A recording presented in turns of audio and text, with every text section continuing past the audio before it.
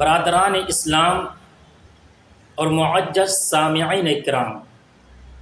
اس دنیا کا دستور رہا ہے کہ جو بھی یہاں آیا ایک دن اس سے جانا ہے۔ جس نے بھی یہاں آنکھیں کھولی ایک دن اسے روپوش ہو کر یہ دنیا چھوڑنی پڑی۔ اس دنیا میں کسی انسان کے لیے ہمیشگی اور دوام نہیں ہے۔ کسی بشر کو یہاں خلود اور ابدی بقا حاصل نہیں ہے، بلکہ ہر شخص کو موت کا مزہ چکھنا ہے۔ ہر ذی روح کو موت کی سنگلاخ وادی سے گزرنا ہے۔ اور ہمارا یہ عقیدہ ہے کہ رسول اللہ صلی اللہ علیہ وسلم کے اندر بھی بشریت کا خمیر تھا، اس لیے آپ صلی اللہ علیہ وسلم کو بھی یقین تھا کہ ایک دن مجھے بھی یہ دنیا چھوڑنی ہے، اس کائنات سے پردہ کرنا ہے اور اس عالم فانی سے رخت سفر باندھ کر عالم بقا کی طرف جانا ہے۔ چنانچہ جس طرح ہر بڑا اپنے چھوٹوں کے لیے کچھ نصیحتیں کر جاتا ہے، ہر ذمہ دار اپنے ماتحتوں کو اہم ہدایت دے جاتا ہے، باپ اپنے بیٹوں کو وصیتیں کر جاتا ہے، پیر اپنے مریدین کو و متوسلین کے لیے کچھ فرمان جاری کر جاتا ہے، ٹھیک اسی طرح اللہ کے رسول اللہ صلی اللہ علیہ وسلم نے بھی اس دنیا سے جاتے وقت کچھ وصیتیں فرمائی ہے۔ اپنی امت کو دو باتوں کی نصیحت فرمائی ہے۔ اپنے بعد لوگوں کی رشد و ہدایت کے لیے آپ صلی اللہ علیہ وسلم نے انہیں دو فارمولے عطا فرمائے ہیں، اور اس دنیا سے جاتے جاتے ان پر عمل پیرا رہنے کی تاکید و تلقین فرمائی ہے۔ آپ صلی اللہ علیہ وسلم ارشاد فرماتے ہیں، ترکت فیکم امرین لن تضلوا ما تمسکتم بہما کتاب اللہ و سنت رسولی، کہ اے لوگو، جب تک میں تمہارے درمیان تھا تمہاری اصلاح کرتا رہا، تمہارے دلوں کا تزکیہ کرتا رہا، تمہیں ایمان و یقین کی باتیں بتاتا رہا، تم اپنے مسائل لے کر کے ہمارے پاس آتے تھے، میں ان کا حل نکالتا رہا، تم اپنے مشکلات پیش کرتے رہے، میں ان کا غتیہ سلجھاتا رہا، اور تمہارے دلوں کی تشخیص کر کے ان کا علاج کرتا رہا۔ لیکن اب میں یہاں سے جا رہا ہوں، اس دنیا کو چھوڑ رہا ہوں، اور دو چیزیں تمہارے حوالے کر رہا ہوں۔ کتنی چیزیں؟ دو چیزیں تمہارے حوالے کر کے جا رہا ہوں، دو امانتیں تمہارے سپرد کیے جا رہا ہوں، قرآن و سنت کی شکل میں دو چراغ تمہارے لیے جلا کے جا رہا ہوں۔ جب تک تم ان کی حفاظت کرو گے صراط مستقیم پر قائم رہو گے، جب تک انہیں سینوں سے لگائے رکھو گے تب تک زیغ و ضلالت سے محفوظ رہو گے، جب تک انہیں اپنائے رہو گے تب تک زیغ و ضلالت سے تم محفوظ رہو گے، جب تک انہیں سینوں سے لگائے رکھو گے فتح و کامرانی ہم دست ہوتی رہے گی، اور جب تک انہیں مشعل راہ بنائے رکھو گے میرا اسوہ حیات تمہاری زندگیوں میں باقی رہے گا۔ اے لوگو، کل میرے بعد ان دو چراغوں سے اپنے ایمان کو منور کرنا، قرآن و سنت سے اپنی زندگی سنوارتے رہنا، یہ دو نسخے ہیں، انہی سے اپنے درد دل کا علاج کرنا، انہی دو چیزوں میں اپنے مسائل و مشکلات کا حل تلاش کرنا، اور یہ امانت میرے بعد آنے والے مسلمانوں تک پہنچا دینا، اور انہیں بتا دینا کہ اگر وہ میرے طرز زندگی کو اختیار کرنا چاہتے ہیں تو قرآن و سنت میں غور کریں، اگر وہ اپنے ایمان کو جلا بخشنا چاہتے ہیں تو قرآن و سنت کی چراغ سے روشنی حاصل کریں، اس لیے کہ میری پوری زندگی قرآن و سنت سے عبارت ہے۔ خود قرآن اس کا اعلان کرتے ہوئے کہتا ہے وَمَا يَنطِقُ عَنِ الْهَوَىٰ إِنْ هُوَ إِلَّا وَحْيٌ يُوحَىٰ، کہ اللہ کے نبی جو کچھ بتلاتے ہیں، ارشادات و ہدایت دیتے ہیں، وہ ان کی طرف سے نہیں ہوتا، کوئی خود ساختہ کلام نہیں ہوتا، بلکہ مصطفیٰ ہرگز نہ گفتے تا نہ گفتے جبرائیل، کہ مصطفیٰ ہرگز نہ گفتے تا نہ گفتے جبرائیل، اور جبرائیلش نہ گفتے تا نہ گفتے کردگار۔ خدا کے نبی جو کچھ بتاتے ہیں اس میں حضرت جبرائیل کا واسطہ ہوتا ہے، اور حضرت جبرائیل بھی حکم خداوندی کے بغیر اپنی زبان نہیں کھول سکتے۔ قرآن سے پوچھئے،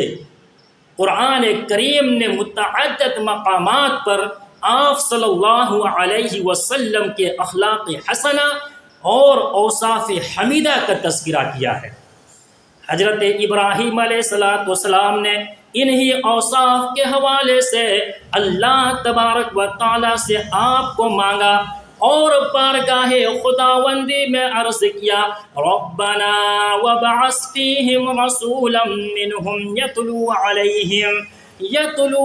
علیہم آیاتک ویعلمہم الکتاب والحکمت ویزکیہم،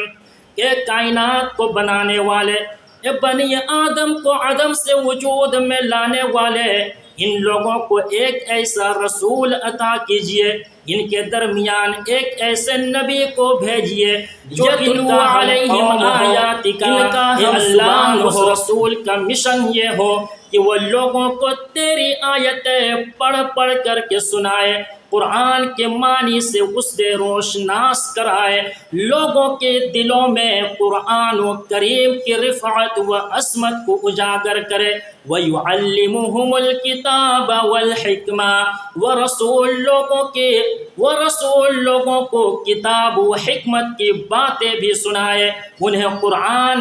و حکمت کی تعلیم دینا بھی اس نبی کا خاصہ ہو، وَيُزَكِّيهِمْ، اور اے آقا و رسول لوگوں کا تزکیہ بھی کرنے والا ہو، ان کے دلوں سے بتوں کی محبت کو مٹا کر صرف تیری بندگی کا پیغام دینا اس نبی کا اہم ذمہ داری ہو۔ خود اللہ تبارک و تعالیٰ نے آپ صلی اللہ علیہ وسلم کو خطاب کر کے ارشاد فرمایا انک لعلی خلق عظیم، کہ اے اللہ کے نبی جس طرح آپ کی نبوت بے مثال ہے، آپ کی رسالت عظیم ہے، آپ کی شخصیت بے نظیر ہے، اسی طرح آپ کے اخلاق بھی کریمانہ ہے، آپ کے اطوار بھی بلندیوں سے اہم آغوش ہے، اوصاف و کمالات میں آپ کا کوئی ہم پلہ نہیں، اور مزاج و عادت میں آپ کا کوئی ثانی نہیں۔ آپ صلی اللہ علیہ وسلم کے انہی اوصاف کو قرآن کریم نے دوسری جگہ ان الفاظ میں بیان فرمایا رسولا یتلو علیہم آیات اللہ مبینات لیخرج الذین آمنوا وعملوا الصالحات من الظلمات الی النور۔ اے لوگو، اللہ نے ایک ایسا رسول مبعوث فرمایا ہے، ایک ایسا نبی کو حیات بخشی ہے جو تم کو اللہ کی واضح آیتیں پڑھ کر سناتا ہے، اور اس کا مقصد یہ ہے کہ مومنین صالحین کو تاریکی و ظلمت کے غار سے نکال کر ہدایت و روشنی کے وسیع سبززاروں میں لا کھڑا کر دے۔ یہ آیتیں ہمیں جھنجھوڑ رہی ہے، ہمارے کانوں کو آواز لگا رہی ہے، ہمارے قلوب پر دستک دے رہی ہے، ہمارے غفلت و لاپرواہی پر ماتم کرتے ہوئے ہمیں یہ احساس دلا رہی ہے کہ اے لوگو، نور ہدایت کا ایک ہی راستہ ہے، موسم بہار کی تازگی اور مسرت و شادمانی کے حقیقی اصول کا صرف ایک ہی ذریعہ ہے، محکومی و غلامی سے نجات اور لطف حیات کا ایک ہی نسخہ ہے، اور وہ ہے صرف اور صرف رسول پاک صلی اللہ علیہ وسلم کا اسوہ حسنہ۔ آج ہمارے درمیان اللہ کے رسول صلی اللہ علیہ وسلم موجود نہیں ہے، براہ راست ہم آپ صلی اللہ علیہ وسلم سے استفادہ نہیں کر سکتے ہیں، لیکن آپ کا اسوہ حسنہ، آپ کی زندگی جینے کا طریقہ اور آپ صلی اللہ علیہ وسلم کا نمونہ عمل ہمارے لیے مشعل راہ ہے۔ احادیث نبویہ مسلمانوں کے لیے درس عبرت ہے، ہمیں ان سے روشنی حاصل کرنا چاہیے۔ دین کے نشر و اشاعت کے سلسلے میں آپ کی محنتوں اور مجاہدوں سے سبق لینا چاہیے اور غور کرنا چاہیے کہ جب دین کے پھیلانے کی وجہ سے آپ صلی اللہ علیہ وسلم کو عزتیں دی گئی، آپ نے صبر، احقاق حق اور ابطال باطل کے لیے آپ کو ستایا گیا، آپ نے برداشت کیا۔ لوگوں کو انسانیت سکھلانے اور انسان بنانے کے جرم پر آپ صلی اللہ علیہ وسلم پر پتھر برسائے گئے، آپ نے اسے ہنس کر قبول کر لیا۔ نبی کریم صلی اللہ علیہ وسلم نے تبلیغ دین کی راہ میں ہر طرح کی صعوبتیں برداشت کی، مگر برابر اسلام کی ترویج و اشاعت کرتے رہے، ہر موڑ پر لوگوں کو بتلاتے اور سمجھاتے رہے اور ہر موقع پر انہیں دین سے آگاہ کرتا رہے۔ اے مسلمانوں، اگر آج اسلام اپنانے کی وجہ سے ہمیں ستایا جائے، دین پر عمل کرنے کے جرم میں اذیتیں دی جائے، تحفظ اسلام کی خاطر ہمیں مارے جائے، اعلاء کلمۃ اللہ کی راہ میں گرفتار کیے جائے، تو اللہ پر بھروسہ کر کے ہمیں بھی صبر کرنا چاہیے، ہمیں ہمت نہیں ہارنی چاہیے اور یہ سوچ کر برداشت کرنی چاہیے کہ اے اللہ،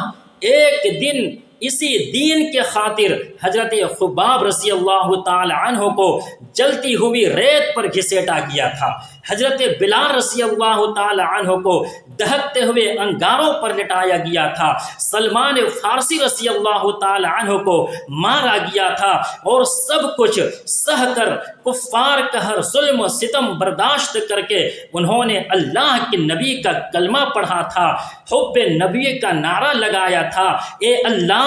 ہم بھی انہی صفوں میں سے ہیں، رسول اللہ صلی اللہ علیہ وسلم کی عقیدت مندوں میں سے ہیں، آقا سے محبت کا دم بھرنے والوں میں سے ہیں۔ ہم نے عزم کر رکھا ہے کہ دین کے خاطر ہم بھی ہر طرح کی پریشانیاں برداشت کر لیں گے، دنیا کے ہر چیلنج کا مقابلہ کر لیں گے، حفاظت اسلام کے لیے ہم اپنے جانیں تو دے دیں گے، لیکن رسول پاک صلی اللہ علیہ وسلم کے اسوہ حسنہ کو نہیں چھوڑیں گے، آپ کے تعلیمات کو فراموش نہیں کریں گے، قرآن کے ہدایت کو نہیں بھلائیں گے، قرآن کو ہم اپنی زندگیوں میں داخل کریں گے اور سنت نبویہ کو حرز جان بنائیں گے۔ خوشی اور غم ہر موقع پر قرآن کا اعلان اور آپ صلی اللہ علیہ وسلم کا فرمان ہی ہمارے لیے نمونہ حیات اور طریقہ زندگی ہوگا۔